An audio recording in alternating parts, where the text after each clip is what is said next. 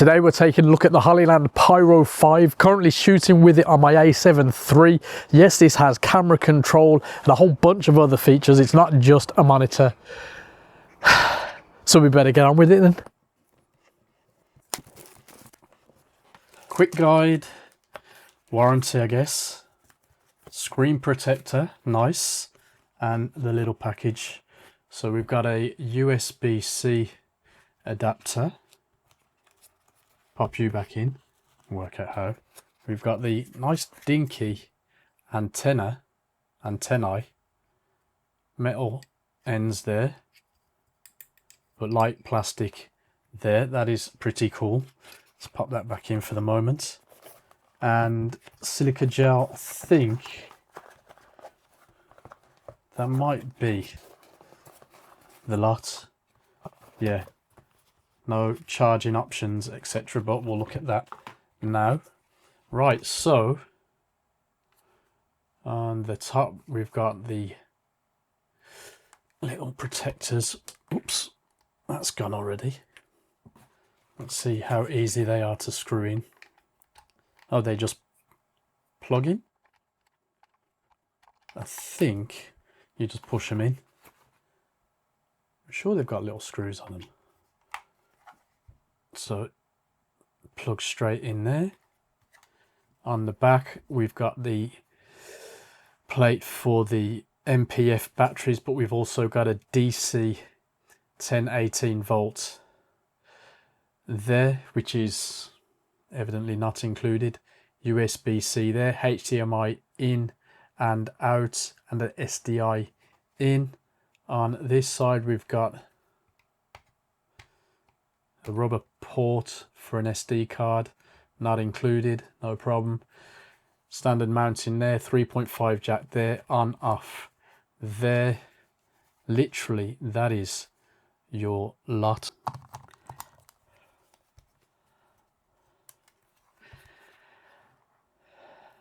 Seems to be powering up already. Pretty cool.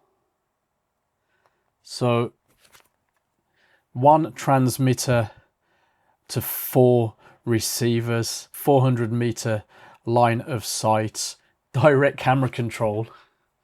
Right, we're in finally.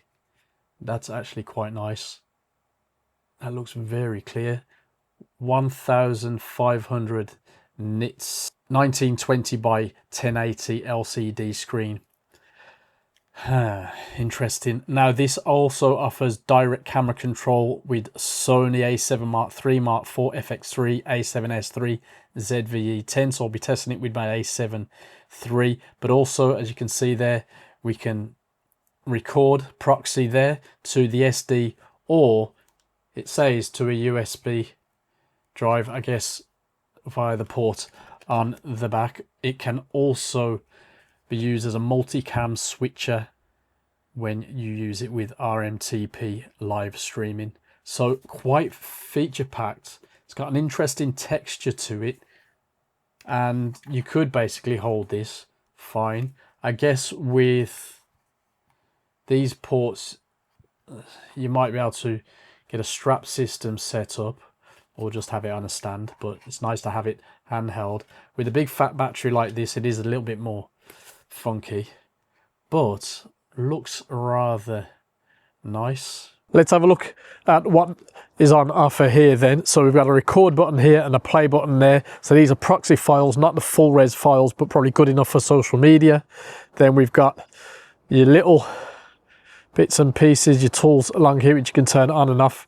With this orange backdrop, we're not really seeing a fat lot, but once you've got an actual image on the go, this is your magnification. And you've got a little box there to tell you where you're going, and then you'll see everything is, you can basically just about make up that I've turned them on. And you can see down here that when they're in color, it means they're in action. Now if you go to this menu here, you can get a good idea of what's on offer. All the usual tools, as far as I can tell, there's nothing missing, and the battery is about to go. I have been using this for quite a long time today, setting it up and getting used to it. Let's just see if we've got time to have a quick look in here. Brightness, colors, your wireless options, your modes, broadcast, your channels, etc. Pause if you need to. Your cameras, So you've got those cameras available. It's set up for my A7 III, although I'm having some problems with that at the moment. We'll get to that if need be.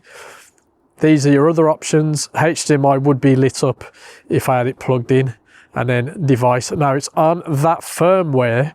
The firmware on the website is actually older than that. I tried to update it, seeing if that was going to resolve my problem with my camera control, but no. The one that's on here is newer than what's on the website. Bit weird, but there you go.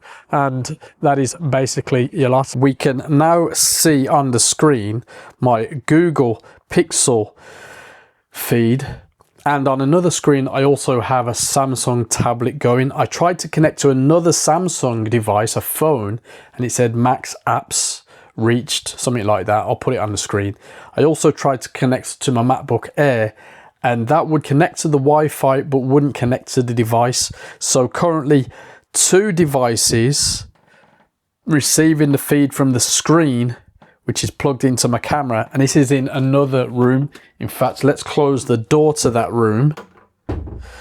So we've got effectively 2 walls actually, because I'm doing this in a house, so there are a few obstacles between us. Now, if we just have a quick look at the app itself, it is full featured.